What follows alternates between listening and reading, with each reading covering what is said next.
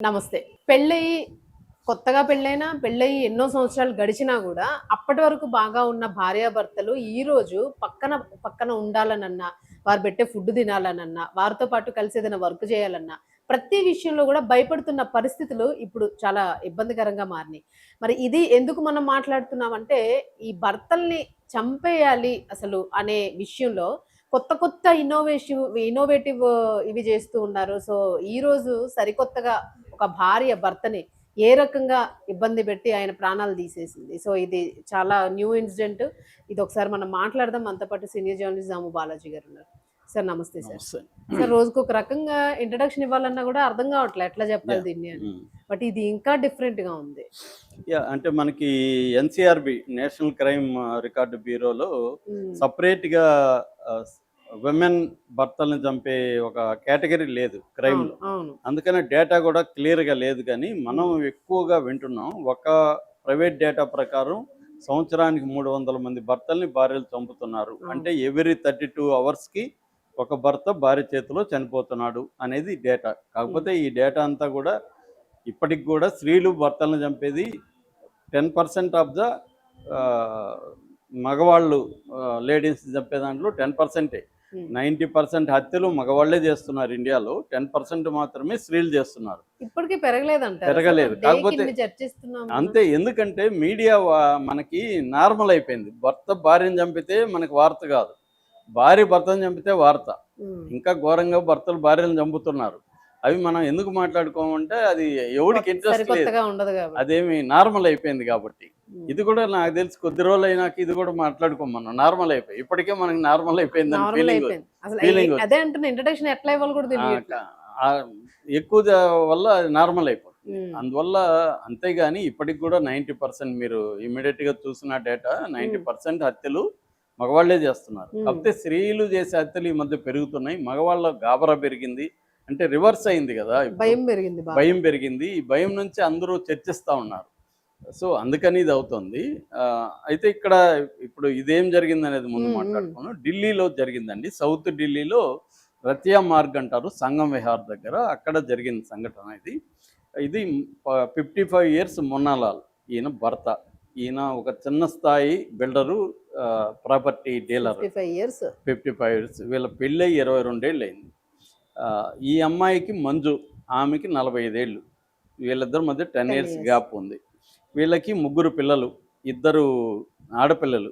ఒక పాపకేమో 21 సంవత్సరాలు, ఒక పాపకి 19 సంవత్సరాలు. బాబు మైనర్ బాబు. ఈ బాబుకి నాన్న అంటే చాలా ప్రేమ, నాన్నతో ఉన్నే తిరిగేవాడు ఎప్పుడు. అలాగా ఫ్యామిలీ బాగుంది. ఎందుకంటే కొంత వీళ్ళకి ఫైనాన్షియల్గా ఎటువంటి ప్రాబ్లం లేదు. సో అయితే ఏమైందంటే మొన్న ఎయిమ్స్కి తీసుకొచ్చారు ఈ మున్నాలాల్ని. కరెంటు షాక్ కొట్టింది అని చెప్పి ఆయన తీసుకొచ్చి ట్రామా కేర్లో చేర్చారు, ఎయిమ్స్ ట్రామా సెంటర్లో చేర్చారు. ఆయన అక్కడ చనిపోయాడు.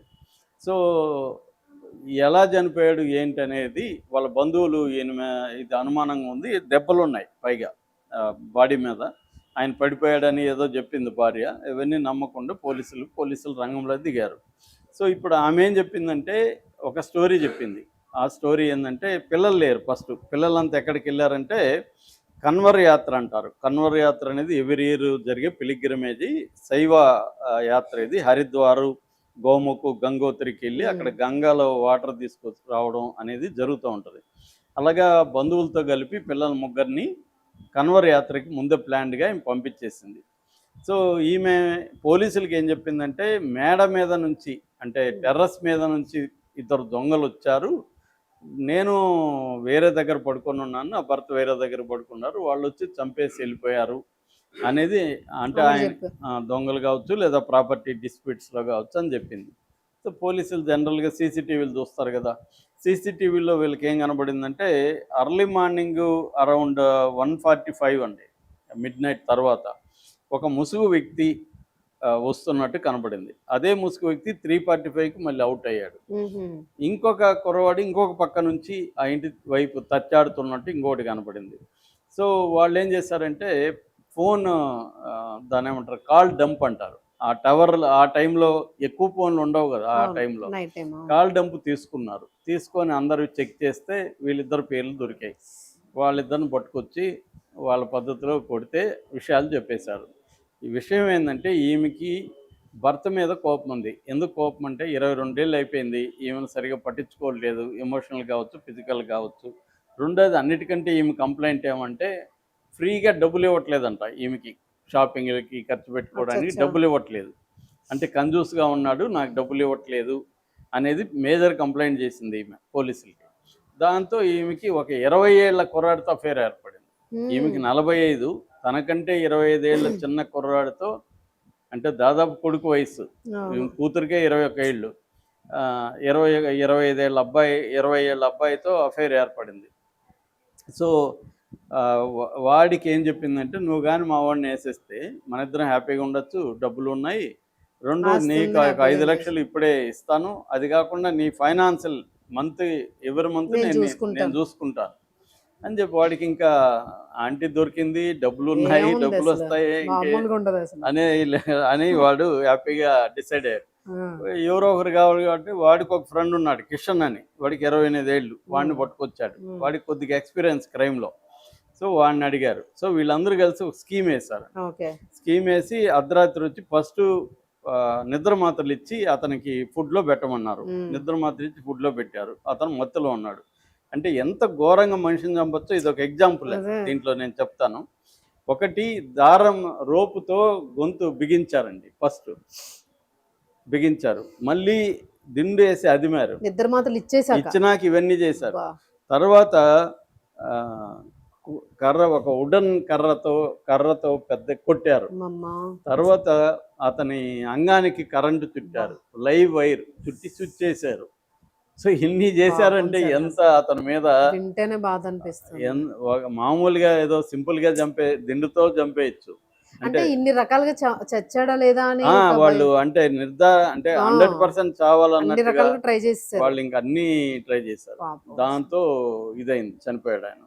సో ఇది అందుకనే అంత టైం పట్టింది. 1:45కి వెళ్ళినోడు 3:30కి బయటకు వచ్చాడంటే అంత టైం వీళ్ళు అతనితో ఆడుకున్నారు. ఒక రకంగా వీళ్ళ వైలెన్స్ అంతా చూపించుకున్నారు. ఆమె స్పాట్లోనే 20,000 డబ్బులు ఇచ్చిందంట. అక్కడ అది కూడా వాళ్ళు రికవరీ 15,000 రికవరీ చేశారు పోలీసులు. సో ఇవన్నీ వాళ్ళు ఇద్దరు చెప్పేశారు. దాని తర్వాత ఈమెను పట్టుకొస్తే ఈమె కూడా ఇంకా ఒప్పుకోవాల్సి వచ్చింది, వాళ్ళిద్దరు చెప్పారు కాబట్టి. సో ఇది జరిగిందనమాట. సో అందుకని ఇప్పుడు అందరూ కూడా అతని మర్మాంగానికి కరెంట్ ఇచ్చారనేది హైలైట్ చేస్తున్నారు. ఎందుకంటే ఇంత క్రూయల్గా ఈ మధ్యకాలంలో మనం చంపింది చూడలేదు. మామూలుగా సింపుల్గా చంపుతూ ఉంటారు. ఇలా క్రూయాలిటీని అన్నిటినీ అనేక పద్ధతుల్లో వాళ్ళు పైశాచికంగా చంపారు. మామూలుగా మనం సాడిస్టిక్ గా సినిమాల్లో చూస్తుంటాం, అలాగా చంపారనమాట. దీనికి ప్రధాన కారణం ఏంటంటే ఈమెకి డబ్బులు ఇవ్వకపోవడం. ఈమె పట్టించుకో 22 ఏళ్ళు అయిపోయింది. ఆమెకు ఒక థ్రిల్ కావాలి, లైఫ్లో థ్రిల్ కావాలంటే డబ్బులు కావాలి. సో ఒక బాయ్ ఫ్రెండ్ దొరికాడు.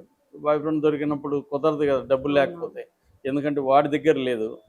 మామూలుగా బాయ్ ఫ్రెండ్స్ వాళ్ళు ఖర్చు పెట్టేవాళ్ళు ఉంటే వీళ్ళు ఎంజాయ్ చేస్తారు. సో వాడు కూడా లేదు కాబట్టి ఈమెకి భర్త డబ్బులు ఇవ్వట్లేదు.